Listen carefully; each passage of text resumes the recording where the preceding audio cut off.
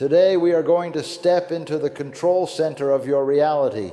We are going to explore the single most powerful creative force in existence, a force that is working inside you right now, shaping your health, your relationships, and most importantly, your income. That force is your thoughts. I want to show you today that the phrase control your thoughts, control your income is not some trendy self-help slogan. It is a deep, ancient, and functional principle found in Torah wisdom. By the time you finish this video, you will have a 3-step formula to take hold of your mind, and by doing that, take hold of your financial future. But first, we must identify the enemy. What is the one negative money thought that keeps repeating like a broken record in your mind? Is it, I'll never escape debt? Is it, I'm not smart enough to become wealthy? Is it, all the good chances are already gone? Write that thought in the comments below. Bring it into the light, because today we are going to drain it of its strength. Before we begin this work of mental transformation, I need you to join our sacred mission. We are aiming for 50,000 subscribers so we can create a global community of people waking up to the truth of how God's universe really functions. If you're ready to become the creator of your life instead of the victim of it, then hit that subscribe button right now. Join this mishpacha, this family of spiritual builders. And if you are one of the few who is ready to go even deeper and learn the more advanced methods of spiritual engineering, I invite you to become a channel member. You will gain access to my inner circle teachings that I cannot teach publicly. Press that join button below. Your support is what makes this holy work possible. Listen closely now. You have been misled. You were taught that your income is controlled by things outside of you, the economy, your employer, your education, your luck. These are all secondary influences. They are effects, not the root cause. The real cause, the core, the absolute source of your financial situation is the overall quality of your thoughts. Your outer world is simply a delayed reflection of your inner world. If your inner space is filled with thoughts of lack, fear, and limitation, your bank account will mirror that with painful precision. If your inner world is filled with thoughts of abundance, opportunity, and trust in the divine, your bank account will reflect that just as accurately. You are not a victim of your conditions. You are a victim of your undisciplined mind. Let me take you back to a time when my own mind was my biggest enemy. I was in my mid-20s and I had just launched my first real estate investment company. I had saved some money, I had big dreams, and I had a mind that felt like a storm of fear. Every day was a mental battle. I would wake up and my first thought would be, what if interest rates rise? I would see a property opportunity and my mind would shout, what if you cannot find a renter? What if the boiler breaks? What if the whole market collapses? My thoughts were a constant looping soundtrack of disaster. I was living in a mental prison built from the words, what if? And my reality matched that prison exactly. Deals would fall apart at the last second.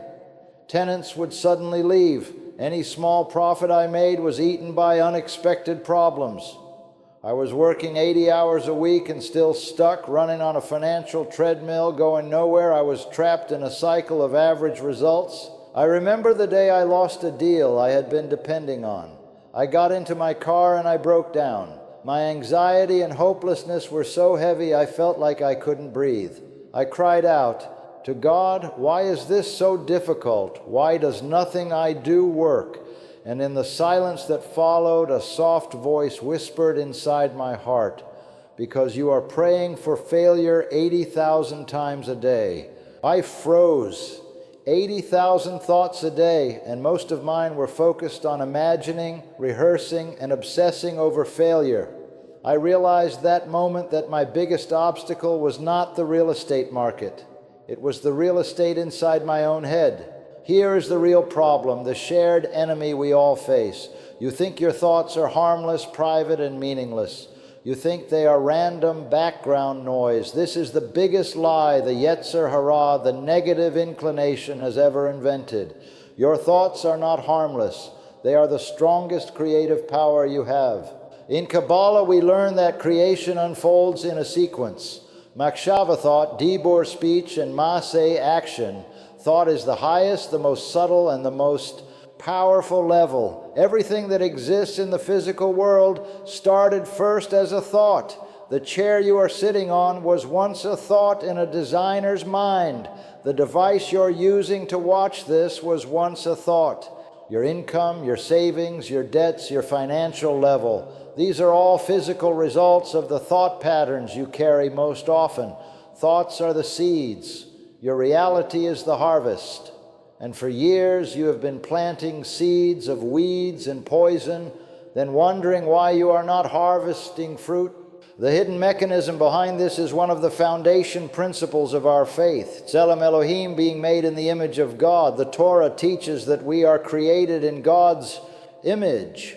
What does that truly mean? It means we were given a tiny spark of God's creative power. How did God create the universe? The Torah says, and God said, "Let there be light." He created through speech, but speech is not the first step. Before God spoke light, he thought light. We, being created in his image, operate the same way, though on a smaller scale. Our thoughts are the blueprint. Our words and actions are the building crew that constructs the reality based on that blueprint. If your blueprint is for a shack of struggle, you cannot build a palace of abundance. The universe cannot deliver a life that goes against the blueprint you send out through your mind each day. The price of not controlling your mind, of letting your thoughts remain an open field controlled by the negative inclination, is everything. It is the cost of living far below your potential. It is the quiet pain of knowing deep down that you were made for more but feeling frozen. It is the frustration of watching people with less talent succeed while you stay stuck. You are not stuck because of life. You are stuck because you have not taken back the throne of your mind. You stepped away from your power, and the ruler of negative thoughts took your place. Now let me show you the most powerful and heartbreaking example of this principle in the Torah. The story of the spies, the Meraglim, in the book of Numbers. God freed the Israelites from Egypt. He promised them a land overflowing with milk and honey. They were about to enter their destiny. Moses sent 12 spies to examine the land. They all saw the same thing, a land rich with blessing, large fruit, incredible promise. But 10 of them returned with a report shaped by fear-based thoughts. They said, "The people there are strong and the cities are large and protected. We felt like grasshoppers in our own eyes, and that is exactly how they saw us too." Look at the spiritual law hidden in that. Their thought, "we felt like grasshoppers," created the reality, and that is how the enemy saw them. Their inner image of themselves was projected onto the world. They created their defeat inside their minds first. And what happened? The entire nation absorbed those fearful thoughts. They cried, complained, panicked, and because they chose that fearful mental reality, God let them have it. They wandered the desert for 40 years until that whole generation of negative thinkers was gone. They stood at the doorway of everything they dreamed of, and their uncontrolled thoughts locked the door. But 2 spies, Caleb and Joshua, had a different mindset. They saw the same giants and the same strong cities, but their thought was one of trust, courage, and possibility. They said, "We can surely do this. God is with us. The land is good. We will succeed." They were the only 2 from their generation allowed to enter the promised land because they carried the inner world that matched the outer blessing God wanted to give them. So understand this deeply. Your mind is the battlefield. Your thoughts decide your destiny. Your financial life is not shaped by the world outside, but by the world inside. If the inner world becomes aligned with abundance, faith, courage, and clarity, then your outer world must follow it. It has no choice. This is not magic. This is spiritual law. This is the physics of the soul. And now the responsibility is in your hands. You must take control of your thoughts, not once, not twice, but every single day with discipline and intention. You must reject Thoughts of lack and fear, the moment they appear, you must replace them with thoughts of confidence, divine support, and possibility. You must become the guardian of your mind, because the moment you take full command of your thoughts, that is the moment your income, your success, and your entire life begin to rise. Today is the day you choose what kind of blueprint you will create for your future. Today is the day you take back your power. Today is the day your new reality begins. The story has always been the same, a lesson about belief, courage, and the deep power of trust in something bigger than fear. They said, we can surely go up and take possession of it because we are more than able to overcome every obstacle. They chose a different mindset, a different way of seeing the world. And what happened? They became the only ones from their entire generation who were allowed to enter the promised land. The situation was the same for everyone, but their thoughts were not the same. Their choices created completely different futures. This ancient story is also a mirror for your own life right now. You must ask yourself, are you like the 10 spies who focused only on the giants, on the problems, on the impossible, and saw themselves as tiny grasshoppers?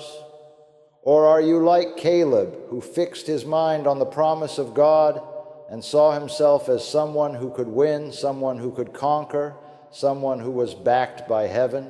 That day in my car, I had to face a truth I had been avoiding. I realized I was behaving like one of the 10 spies. I saw myself as weak when it came to money. I saw myself as someone who could not rise, someone who could not break through. I was a grasshopper in my own imagination, and I knew that if I did not completely change my thinking, I would stay stuck forever in the dry desert of my own financial struggles. My sudden realization was simple but powerful. Controlling my thoughts was not some soft, gentle practice of light, positive thinking. It was a fight. It was a serious form of spiritual battle.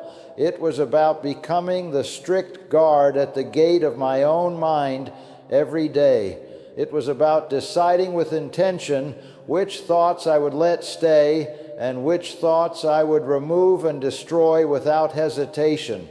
So I created a system for myself, a 3-part process to retrain the way my mind worked. I called it the Caleb Consciousness Protocol. It was my way of transforming myself from a spy who acted out of fear into a person who walked by faith. And slowly over time, the system worked. It was not magic. It was not instant. It was a struggle every single day, and some days I felt like I was winning only a little bit. But little by little, the voice inside my head began to shift. The repeating negative soundtrack that used to play non-stop started fading. A new voice began to rise, a voice that looked at possibilities instead of disasters. When I looked at a property deal, I no longer asked, what if everything goes wrong? Instead, my first thought became, how can this succeed? What is the opportunity hidden here that I could not see before? As the quality of my thoughts changed, the world outside began to change with them. Deals that were stuck for months suddenly moved forward. New open doors began to appear from places I never expected.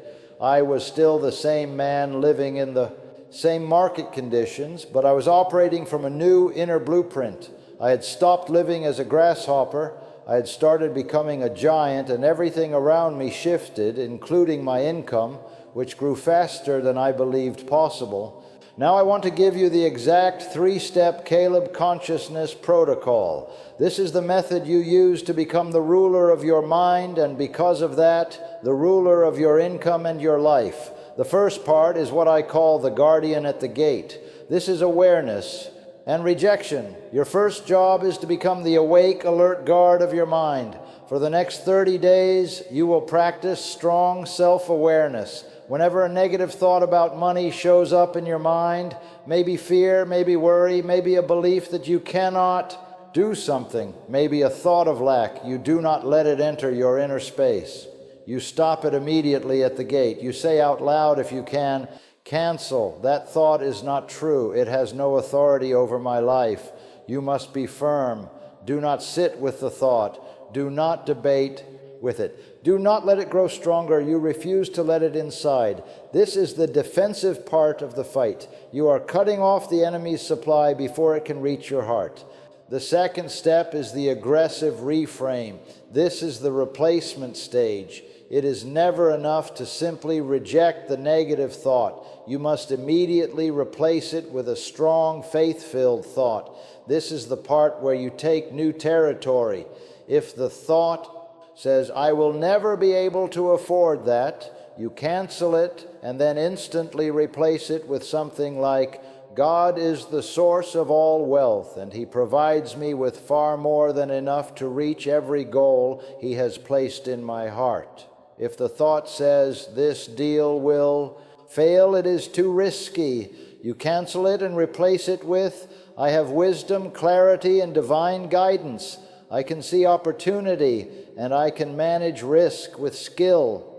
You should prepare these replacement statements before you need them so you are ready for the battle. You are not only blocking the enemy, you are attacking him. The third step is something I call the gratitude flood. This is where the rewiring happens. This step is extremely powerful. Every night before you go to bed, you take a real notebook, not your phone, and you write down 10 specific things related to money, work, or opportunity that you are grateful for from that day. They can be small things or big things. You can write something like, I am grateful that one customer paid today. Or I am grateful for the idea I had this afternoon. Or I am grateful that I felt motivated today. Or I'm grateful for a new idea that came to me while driving. When you do this every day, your brain begins to change. Your subconscious starts scanning for blessings instead of dangers. It stops looking for what is wrong and starts searching for what is good. It changes your inner atmosphere from lack to abundance. When your mind is filled with gratitude, fear has no space left inside. This three-step process, reject, replace, rewire, is your mental exercise routine. It is your daily spiritual training. If you are young, in your 20s, this discipline will build a strong mental foundation that will make you unstoppable. If you are older, in your 40s or 50s, and you have lived many years with negative thinking, this method will be your road out of the prison of old thoughts. You can supercharge this process by doing it with a partner. Choose someone who is serious about this kind of growth. Check in with each other every day. Share what you did well. Share where you struggled. Support each other. When one person is weak, the other can lift them up. Two people doing this together move much faster than one person alone. Now here is my challenge to you. I call it the 30-day mind control challenge. For the next 30 days, you will live this protocol. You will become the clear ruler and protector of your own thoughts. Here are your 3 preparation steps. First, tonight, get your gratitude notebook. Make it a special one. Treat it like something holy. It should be a notebook that you enjoy writing in, something that feels important to you. Second, write down 5 negative money thoughts you often have. Next to each one, write a powerful replacement thought. These will be your weapons. Third, set a daily alarm on your phone for the middle of the day. Label it Guardian at the Gate. This will remind you to pause, check your thoughts, and reset your mental direction. Remember the promise behind all of this. Your income does not rise or fall based on the economy. Your income rises and falls based on your inner consciousness. You were given the spiritual power to create, and the main tool of creation is your mind. Stop living like a grasshopper. Stop wandering through the dry desert of your own negative thinking. The land of abundance is already in front of you. It is waiting for you to change your inner world. As King Solomon, the wisest man to ever live, taught, as a man thinks in his heart, so is he. This truth has stood for thousands of years. You become what you continually think about. So if you want to change what you earn, you must first change what you think.